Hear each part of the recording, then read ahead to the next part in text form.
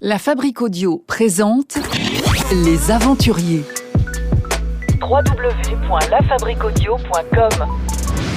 Vous souhaitez devenir sponsor de ce podcast ? Contact @lafabriqueaudio.com. Bonjour Philippe Mistral. Bonjour. Vous êtes ce qu'on peut appeler un aventurier et vous revenez d'une belle expédition, une expédition aux confins de l'Amazonie équatorienne. Alors vous n'étiez pas seul pour cette aventure, cette exploration. Vous y êtes parti avec une équipe d'aventuriers et vous vous êtes enfoncé en autonomie complète dans la jungle. Concrètement, ça se passe comment une autonomie complète ? Alors, ça veut dire qu'on est seul. Du coup, on doit se gérer à la fois pour les déplacements et à la fois pour l'alimentation, les bivouacs, etc. À mon sens, c'était le meilleur choix possible pour atteindre cette communauté, parce que ça a permis aux participants de l'expédition de s'immerger eux aussi dans ce territoire-là, parce que quand on part, on a toujours qu'on le veuille ou pas, des a priori, des préjugés, même parfois un petit peu de rage, la boule au ventre, parce qu'on va pour une cause et on sait que la cause est grave, mais c'est important de remettre un petit peu à plat tout ça et de prendre le temps de s'immerger dans l'Amazonie, de voir un petit peu les contraintes du territoire et voir aussi comment vivent au quotidien les Amérindiens. Donc on l'a fait de manière lente, en suivant une rivière avec des petits packrafts, donc c'est des bateaux d'expédition gonflables, c'est-à-dire que c'est pas un moyen motorisé, on y va à la rame. Et une fois qu'on arrive sur Terre, on les dégonfle, on les met dans un sac à dos, on traverse la forêt à pied, puis hop, on les regonfle dès qu'on arrive encore à la rivière. Ça nous permet du coup de prendre le temps de bien découvrir le territoire, et ça c'était aussi un plaisir. Quand ils vous ont vu arriver, les Waorani, comment ils ont réagi ? Est-ce qu'ils étaient au courant que vous alliez venir ? Oui, alors on a eu un accueil extra en fait, mais ils étaient au courant puisque j'étais déjà parti là-bas en repérage en 2019. Je les avais rencontrés et j'avais souhaité du coup retourner pour monter un projet un peu plus conséquent sur cette thématique-là de la perte de la culture en fait, et de leur combat qu'ils mènent. Et donc ils étaient ravis de nous revoir, parce que entre la période de Covid qui vraiment empêchait de partir à l'étranger, et puis le fait qu'aussi on peut très bien faire une promesse en l'air de dire je reviens, et puis c'est quand même le bout du monde, donc c'est difficile de revenir. Là, ils étaient vraiment ravis de voir beaucoup de personnes venir, puisque la dernière fois, on était juste 3. Là, on était plus d'une dizaine, et puis surtout des gens qui s'intéressent à eux, en fait. Et juste ça, c'était très, très gratifiant pour eux et pour nous. Quel a été le moment le plus palpitant, ou voire même le plus émouvant de cette expédition ?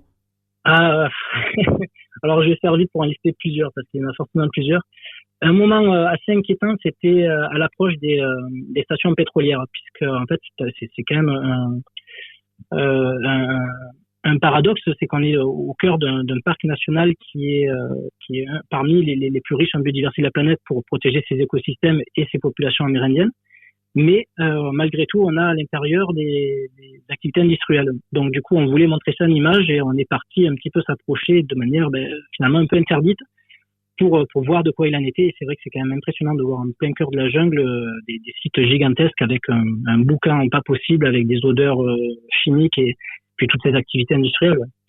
Mais sinon, un beau souvenir, on va dire, c'est celui de monter au sommet de la canopée pour voir un petit peu la lumière, parce que quand on est dans la forêt, on est quand même plutôt dans l'ombre et dans un endroit qui est assez stérile, toute proportion gardée, bien sûr, on est en Amazonie. Mais quand on arrive à la canopée, là, on a beaucoup plus de parfums, on a les singes qui sont à notre hauteur, on voit les oiseaux qui volent autour de nous, on a des lumières et puis des ambiances qui sont somptueuses, et ça c'est un très beau souvenir qu'on a pu partager tous ensemble à la fin du séjour. Comment on se sent quand on revient d'une telle aventure ? J'ai eu un peu froid pour le retour, mais non, on reste un petit peu sur notre faim, on a envie de continuer cette aventure-là, on l'a toujours en tête, et puis le projet c'est de faire justement un film pour continuer, pour avoir un outil de sensibilisation plus efficace, et du coup, on est un petit peu entre deux, quoi, la tête là-bas et les pieds ici. Un film de cette expédition qui sortira quand, a priori, si tout va bien ? Alors, si tout va bien, on espère qu'il sera réalisé avant l'été, donc c'est un 52 minutes. Et donc, on est toujours en cours de négociation avec le producteur et le diffuseur. Donc, on se languit que les choses s'accélèrent pour pouvoir concrétiser ce projet jusqu'au bout. La prochaine expédition, Philippe Mistral, pour vous, vous savez déjà où elle va vous mener? Alors, je vais essayer de clôturer ce chapitre de manière très concentrée avant de me projeter ailleurs, mais j'aimerais retourner sur d'autres territoires en Amazonie ou plutôt également en Indonésie où j'ai fait pas mal de missions, une dizaine d'expéditions là-bas autour des coraux et j'aimerais aussi réaliser un portrait en fait des personnes qui vivent là-bas. Donc il y a encore pas mal d'idées qui me trottent dans la tête, oui. On le disait en préambule, vous êtes ce qu'on peut appeler un aventurier. Vous êtes d'accord avec ce terme?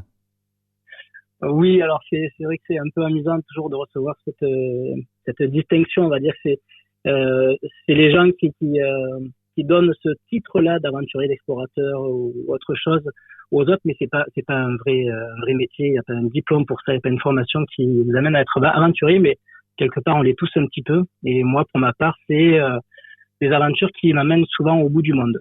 Alors justement, je regardais un petit peu sur les réseaux sociaux, il y a pas mal d'adolescents, il y a même des adultes qui vous interpellent souvent en vous demandant comment est-ce qu'on devient aventurier. Au fond, comment on parvient à avoir votre vie d'explorateur?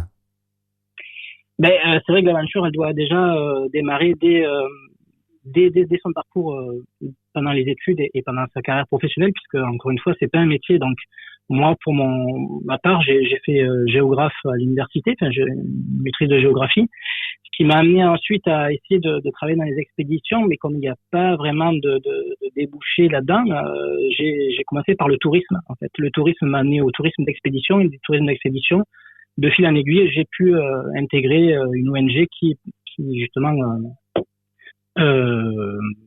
protéger des territoires reculés sur la planète, et donc du coup pour aller sur le terrain il faut faire des expéditions. Donc c'est un petit peu mon parcours qui est certes atypique mais qui permet d'arriver à ce genre d'activité là, de réaliser des expéditions et donc des aventures.